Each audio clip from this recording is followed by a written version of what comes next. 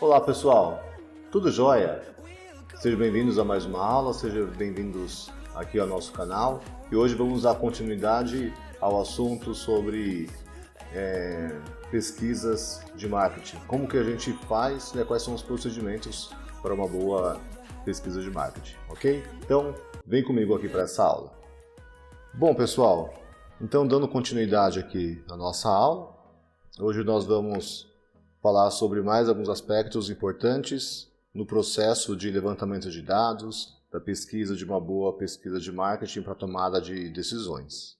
Bom, então vamos lá, dando continuidade aqui ao assunto da nossa aula, vamos começar falando sobre a pesquisa comportamental. Olha só, sempre que nós estamos... Desculpa. Sempre que nós estamos em alguma atividade de compra enquanto consumidores, muitas empresas, muitas lojas, elas levantam um pouquinho do nosso perfil de compra.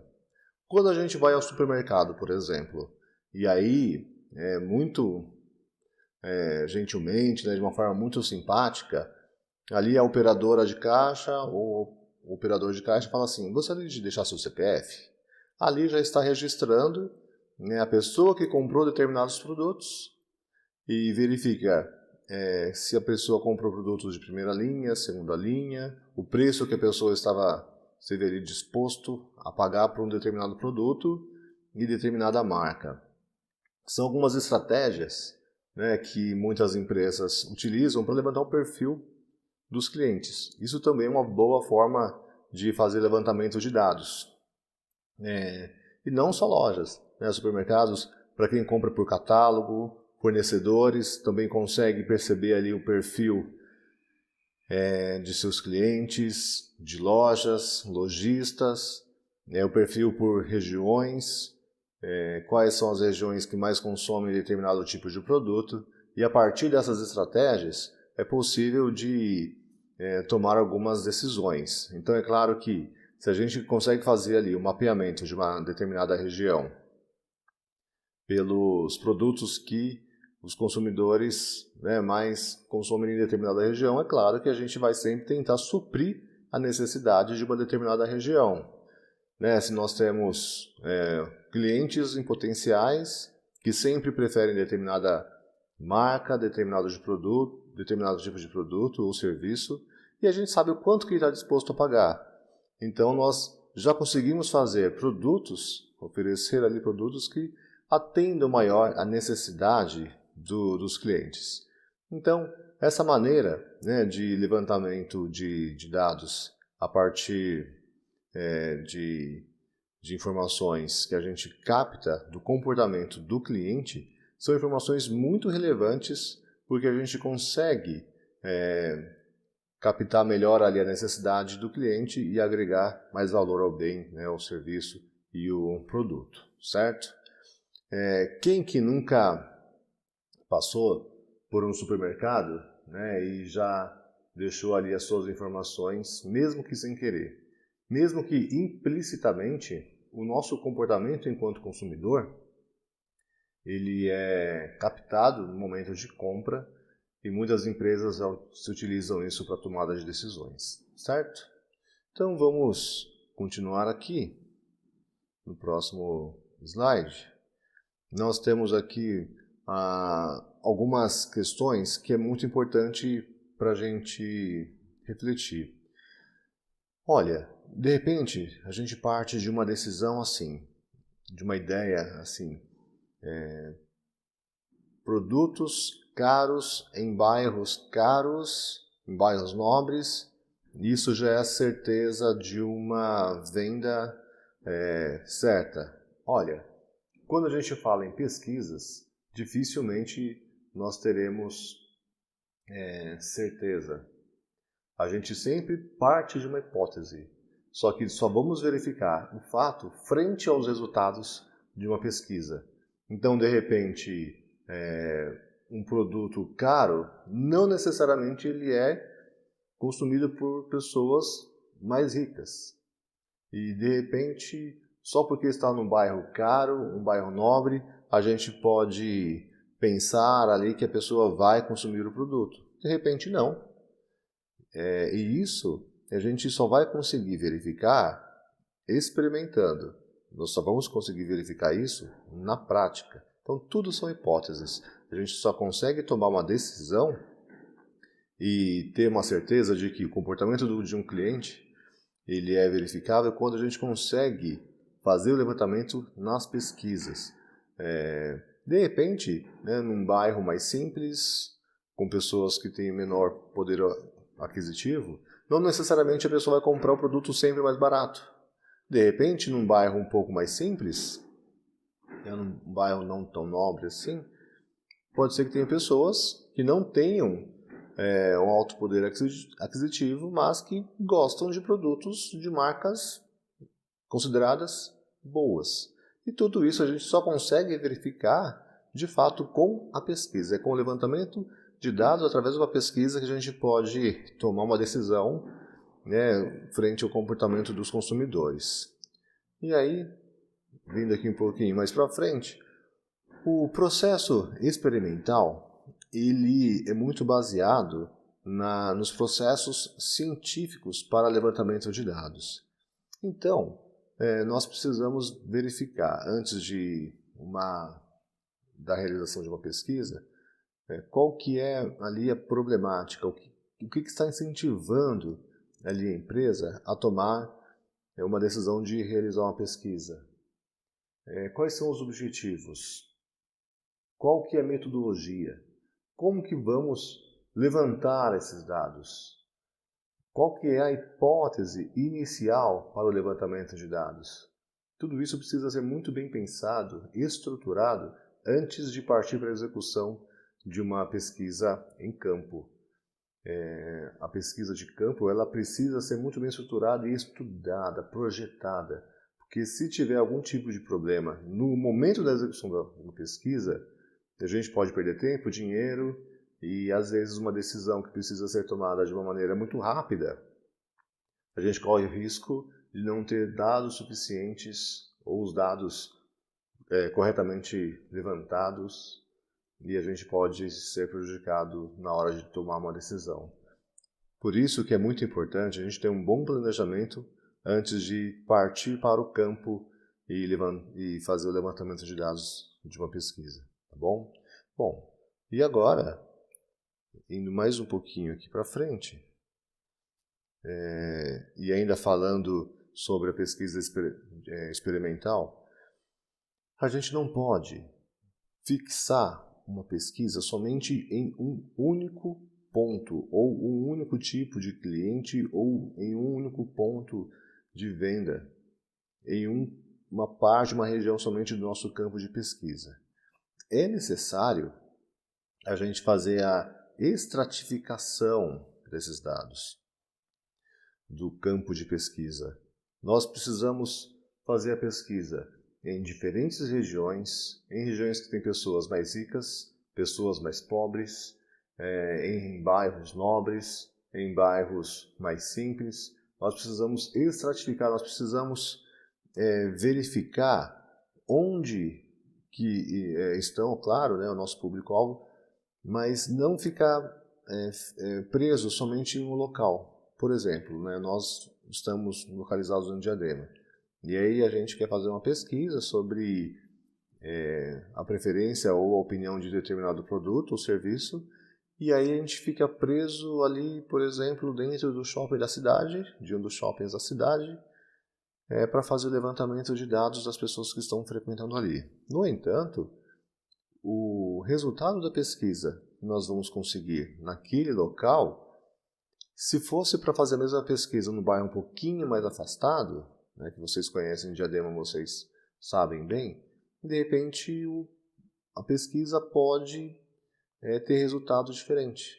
Então é importante a gente estratificar a nossa pesquisa e o nosso levantamento de dados para que a gente consiga ter opiniões de pessoas que moram na região central, pessoas que moram em bairros mais afastados, tentar pegar ali a opinião de pessoas com grau de escolaridade diferentes, para que a gente consiga ter uma amostra de diferentes pessoas que moram em diferentes regiões e que frequentam diferentes lugares na cidade, para que a gente consiga ter um resultado de uma pesquisa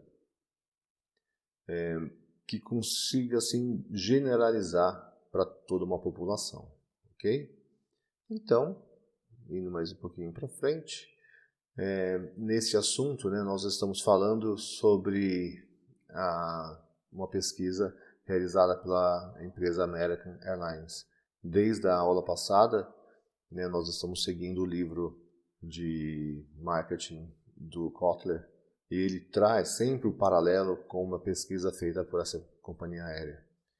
E aí ele traz um exemplo assim: se de repente no voo regular de Chicago, nos Estados Unidos, até Tóquio, no Japão, e nesses voos é cobrado uma taxa de $25 para os passageiros da primeira classe para ter acesso à internet a bordo.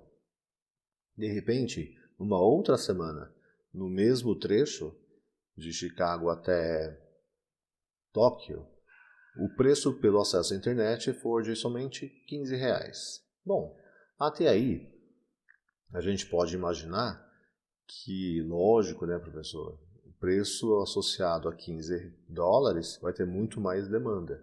No entanto, isso, antes de uma pesquisa, é somente uma hipótese.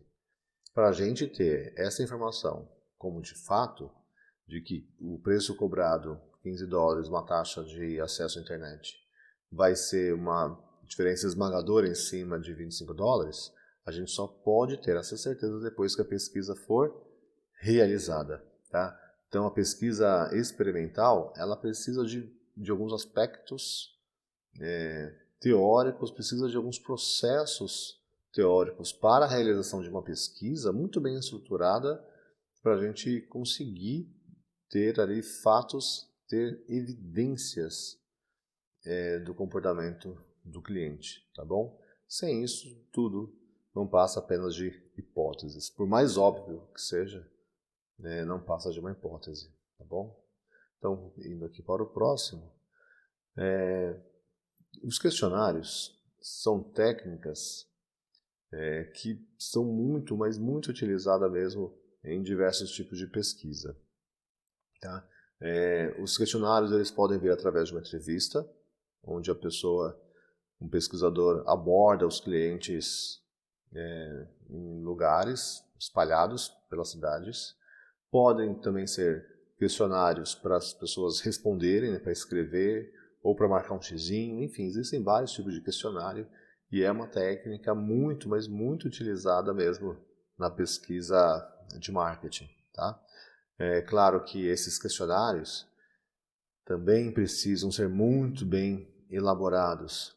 A gente precisa ter uma cautela muito grande quando nós vamos fazer uma pesquisa através de um questionário e, sem querer, né, a gente acaba fazendo perguntas indutivas ou perguntas afirmativas, perguntas que conduz ou que induz o respondente a responder aquilo que a gente gostaria que ele respondesse. Por exemplo, né, a gente pergunta assim, qual que é a sua opinião sobre um produto que é um sucesso total aqui na cidade de São Paulo, que é o produto X? Tá. Quando a gente faz uma pesquisa já nessa intenção, um produto que é sucesso total, assim, então nós já estamos fazendo uma afirmação de que o produto é um sucesso total e que isso pode induzir a pessoa a uma resposta assim: nossa, o produto é um sucesso, então eu vou falar bem desse produto. Pode ser aí uma indução, a gente pode induzir a pessoa a responder positivamente sobre um produto, dar uma opinião muito positiva. Então a gente tem que tomar cuidado e deixar as perguntas que sejam mais indutivas possível, tá? E dar a liberdade plena para que a pessoa que vai responder possa deixar ali a sua opinião de forma livre, de forma independente e sem ali talvez uma pergunta tendenciosa ali, tá bom? É claro que a gente precisa prever essas falhas, prever falhas na formulação de perguntas. Mesmo pesquisadores mais experientes ainda podem correr o risco aí de ter algum tipo de falha na elaboração de perguntas para uma pesquisa de campo. Então, uma técnica também bem bacana é o teste piloto. O que seria um piloto? A equipe, né, elabora o questionário e passa para que outras pessoas respondam o questionário. Para quê? Para verificar se as perguntas elas são claras, que se o questionário ele consegue transmitir ali as perguntas de forma independente, se está fácil de compreender o questionário, se é uma linguagem acessível e que os resultados desse questionário eles de fato trarão respostas analisáveis e que aquilo que interessa para a gente dentro de uma pesquisa que for realizada, tá bom? Então o questionário não é simplesmente faz aí um monte de perguntas aí e vamos para a rua. Não, precisa ser testado, tem que ter um português impecável e as perguntas precisam ser testadas antes, tudo bem? Então vamos avançando aqui, mais um aqui, a pesquisa qualitativa. Bom, e o questionário ele pode conter perguntas fechadas ou perguntas abertas. Lembrando que as perguntas abertas elas traz ali maior possibilidade para as pessoas responderem a essência, trazer ali à tona o seu sentimento e muitos detalhes que ela queira colocar frente à sua opinião de algum produto ou de algum serviço, enfim. Tá? A pergunta aberta ela traz muito mais conforto, muito mais liberdade para as pessoas responderem. Enquanto as perguntas fechadas, elas se limitam às alternativas. As perguntas fechadas, muita gente fala, a pergunta fechada é aquela que a gente marca um xizinho. Tá, a gente pode considerar isso. Só que as perguntas fechadas, elas são limitadas porque a pessoa só vai fazer ali uma marcação nas alternativas que foram impostas pelo pesquisador. E o consumidor, ele não tem a liberdade de expressar mais livremente e além das alternativas que foram fixadas pelo pesquisador. Mas as duas têm as suas vantagens e as duas têm as suas desvantagens. É uma vantagem muito grande das perguntas abertas, é que de repente o cliente, o consumidor, ele pode nos trazer informações que não foram previstas na hora do projeto da pesquisa. Enquanto as perguntas fechadas, a gente pode trabalhar com dados e com uma quantidade muito grande de respondentes e fazer tabelas e gráficos. Isso é uma vantagem muito grande que a pergunta aberta traz para a nossa pesquisa. Tá bom? Avançando aqui mais um pouquinho. A pesquisa qualitativa é aquela pergunta, aquela pesquisa que nós vamos utilizar das perguntas abertas. As perguntas abertas, gente, ela pode vir através de entrevistas, elas podem vir através de levantamento de uma opinião, de uma escrita em que a pessoa tem a liberdade de escrever sua opinião sobre o produto, sobre o seu serviço, né? Trazer ali vários detalhes, trazer a essência da sua opinião. No entanto, uma pesquisa qualitativa, a gente não consegue fazer ela com perguntas fechadas, porque as perguntas fechadas, elas são mais utilizadas para as perguntas quantitativas, tá? É claro que num grau mais avançado de análise e de pesquisa, a gente pode utilizar a pesquisa quanti para verificar aspectos quali, mas isso é um estágio mais avançado da pesquisa, tudo bem? Avançando aqui mais um pouquinho. Ainda na pesquisa qualitativa, a gente tem maior possibilidade de deixar o cliente, o consumidor, com uma liberdade, né? E a investigação ela vai trazer ali muitos elementos que é uma excelente porta de entrada na percepção da opinião dos consumidores sobre uma marca ou sobre um produto. É muito difícil para a gente falar de uma marca, por exemplo, com perguntas fechadas, quando a gente quer levantar ali o que de fato agrega valor para uma pessoa. Por mais que a gente tente fazer isso através de alternativas, mas sempre vai ficar limitado a questão ali da opinião e as limitações impostas pelo pesquisador. A pesquisa qualitativa, ela nos traz, né, essa possibilidade de trazer a essência, o real sentimento do cliente ou do consumidor, acerca de um determinado produto, uma marca, um serviço. Bom, a pesquisa qualitativa, ela tem algumas limitações. Ela, infelizmente, a gente não consegue trabalhar com milhares de pessoas na hora de elaborar uma pesquisa. O que acontece? Uma pesquisa qualitativa, em que nós vamos fazer perguntas abertas, ou para as pessoas relatarem na oralidade, ou para as pessoas escreverem a sua opinião, a gente não consegue ter uma amostra muito grande. A gente não consegue, por exemplo, fazer uma pesquisa qualitativa com 1000 pessoas, porque até tabular todos esses dados, escrever todas as respostas, para a gente ali tentar mensurar as respostas e verificar a opinião, a essência, o sentimento, os detalhes de cada pessoa. Isso é muito difícil. É claro que hoje já existem alguns programas de computador que tenta fazer ali a junção de palavras-chave e dar algum tipo de sentido, mas isso é um outro estágio da pesquisa. Em geral, a pesquisa qualitativa ela tem essa limitação de ter que trabalhar com uma amostra muito pequena na hora de fazer o levantamento de dados. Infelizmente, na pesquisa qualitativa, a gente não consegue fazer grandes generalizações pelo fato da própria natureza da pesquisa de ter que tabular os dados que foram levantados de forma escrita, os dados que foram levantados através de uma entrevista. Isso é muito difícil para a gente fazer, por exemplo, com 1000 pessoas e colocar opiniões ali de 1000 pessoas dentro de uma análise de uma pesquisa. E também as pesquisas qualitativas, a gente pode ter ali resultados muito diferentes dependendo da região, dependendo do cliente, o que dificulta mais ainda as generalizações acerca da concepção sobre algum tipo de produto, de marca ou de serviço. Tudo bem?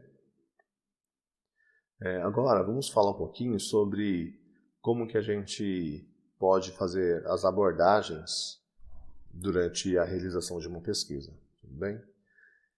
Então, vamos lá. Primeira coisa, nós estamos aqui falando sobre associação de palavras.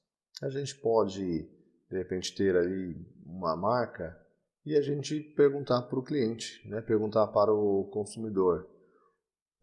O que você pensa quando a gente fala de determinada marca? Por exemplo, aqui nesse slide, nós estamos falando sobre o relógio da Timex. Então, a gente pode perguntar assim, o que vem, né, na sua mente assim quando a gente fala sobre os relógios Timex? Então, a pessoa vai tentar associar ali o que vem na memória. É um lugar, é uma marca, é uma viagem, é um perfil de pessoas que utilizam relógios dessa marca, é poder aquisitivo ou não? O que significa essa marca para o cliente? A gente pode também realizar pesquisa assim. Nós apresentamos para um determinado número de consumidores algumas fichas que a pessoa precisa completar uma ideia. Então, ali numa entrevista, né, no momento de uma pesquisa, nós temos lá balões, nós temos uma história e que tem um balão vazio e que o cliente, né, e o consumidor precisa completar. Então a pessoa vai lá e escreve uma opinião, o que ela acha, o que ela pensa sobre aquele produto, né, sobre aquela marca que está sendo apresentada para ela, tá bom? Então são técnicas projetivas, ou seja, a pessoa, né, o cliente, o consumidor precisa completar ali uma ideia, completar um raciocínio, tá? Então vamos lá no próximo slide. Ainda, associação de palavras, a gente pode falar sobre pessoas famosas. Então, a gente fala assim, o que você pensa sobre um carro, por exemplo, uma Ferrari? A gente pode tentar fazer com que a pessoa associe um carro Ferrari, por exemplo, com uma pessoa. O que vem? Qual é a pessoa famosa que vem na sua mente quando a gente fala sobre esse carro? A gente está falando de um outro produto, de um serviço, e a gente quer fazer levantamentos da opinião dos clientes e consumidores sobre um determinado produto, o produto que a gente vende, o produto que a gente representa, e pergunta, olha, quando você tem esse tipo de produto aqui na sua mão, você sabe os benefícios que ele traz, você conhece o preço, quanto que ele custa, que pessoa famosa você pode achar que usa esse tipo de produto? Para a gente tentar verificar, dentro dessa associação de palavras, a comparação com pessoas famosas aí frente ao produto que nós queremos fazer o levantamento dessas informações, tá?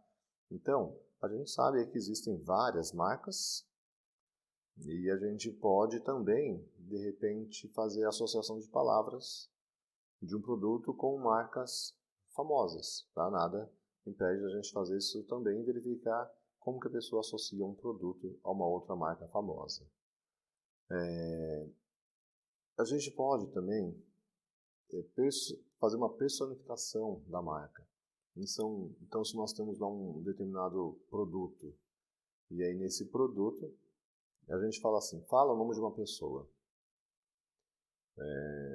Para a gente tentar verificar dentro desse produto, se fosse uma pessoa, essa pessoa seria quem? Nesse tipo de personificação de uma marca. Uma vez, dando aula na faculdade para uma outra turma, eu falei sobre produtos da Apple. Perguntei assim para a turma, gente, qual que tipo de pessoa vocês acham que utilizam produtos da Apple? Olha, por unanimidade de uma sala inteira, a sala citou um professor da faculdade que utiliza produtos da Apple que é doido, que é louco por produtos da Apple. Eu não vou falar o nome desse professor, mas eu vou deixar depois para vocês deixarem aqui nas descrições ou nos comentários que professor que vocês acham que a turma passada respondeu que utiliza produtos da Apple. Gente, é só uma brincadeira, tá? Vamos voltar aqui para a nossa aula. Bom, então, gente, a gente pode também fazer a personificação de uma marca, tá bom?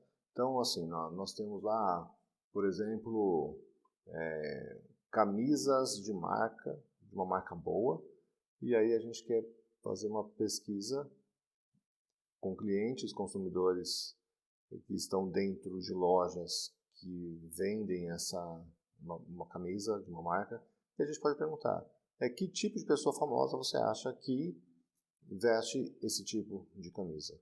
Para a gente tentar fazer essas associações da marca e se ela fosse uma pessoa, quem ela seria, tá bom? Então, avançando mais um pouquinho aqui, nós temos também a técnica do layering, e essa técnica, ela consiste numa série de porquês. E cada vez que a gente faz uma pergunta, obtemos respostas, e aí através dessas respostas nós temos outras perguntas. E aí vamos avançando, e fazendo mais perguntas, em cima de mais perguntas, em cima de mais perguntas, para a gente levantar ali muito a fundo o sentimento da pessoa, o quanto que uma marca, o quanto que um produto agrega valor. Então, por exemplo, aqui nós temos aqui uma pergunta. Ó. Pergunte a alguém por que ele quer comprar um telefone da Nokia. Gente, aqui a Nokia, eu estou usando essa marca aqui porque está dentro do livro do Kotler, né, que é a nossa fonte para esse material aqui dessa aula. Tá? Então, eu sei que de repente não é uma marca que está sendo muito vinculada aí ultimamente, mas eu preferi preservar a autenticidade do que está no livro do Kotler. Tá? Então, assim, ó, eles parecem de boa qualidade. É um atributo que o cliente pode, né, ter com um celular da marca Nokia. Por que é importante que um telefone seja de boa qualidade? Então, olha só, através de uma pergunta, temos uma resposta e essa resposta já gerou uma outra pergunta. O cliente respondeu que esse celular é de qualidade, aí a gente pergunta de novo, por que é importante que um telefone seja de boa qualidade? E aí o cliente responde, porque isso sugere que a Nokia é confiável. Então isso aqui já atribui um benefício funcional. Então já temos outra pergunta em cima dessa. Próximo slide. Por que a confiabilidade é importante? Aí o cliente responde, para que meus amigos e familiares possam me encontrar sempre. Aí já é um valor agregado ao benefício emocional. E aí nós elaboramos outra pergunta. Por que você precisa estar disponível o tempo todo? Aí vem a resposta do cliente. Porque poderei ajudá-los se estiverem com problemas. E isso pode nos levar à essência da marca. A marca faz esse consumidor se sentir um bom samaritano pronto para ajudar os outros. Bom, essa técnica, então, ela demonstra muita eficiência, porque quanto mais informações a fundo nós temos de um cliente, por que ele prefere determinada marca, determinado produto, determinado serviço, a gente vai conseguir compreender de fato aquilo que agrega valor. O porquê que ele prefere, por que ele precisa daquele produto, daquela marca. Então, a gente pode, é claro, dentro de determinados limites, porque senão de repente uma pesquisa pode ser um momento meio que chato, se a gente fica falando por quê, e não ter fim. Tem uma hora que precisa ter um fim, tem uma hora que precisa de um limite. Mas é uma ótima técnica para a gente investigar a raiz, né, a essência, o que de fato agrega valor para determinada marca ou produto. Ok? Bom, gente, então nós já estamos aqui terminando a nossa aula. Nós teremos mais uma aula durante essa semana para a gente concluir aqui essa parte da condução de pesquisa de marketing, ok? Então, gente, muito bom estar aqui com vocês. Se inscreva no canal, dê um like nessa aula. Muita saudade, gente. Abraço. Se cuide. Fique com Deus, gente. Se cuidem de verdade, tá? Se cuidem de verdade. Saudade de todo mundo. Gente, beijos. Até mais. Tchau, tchau.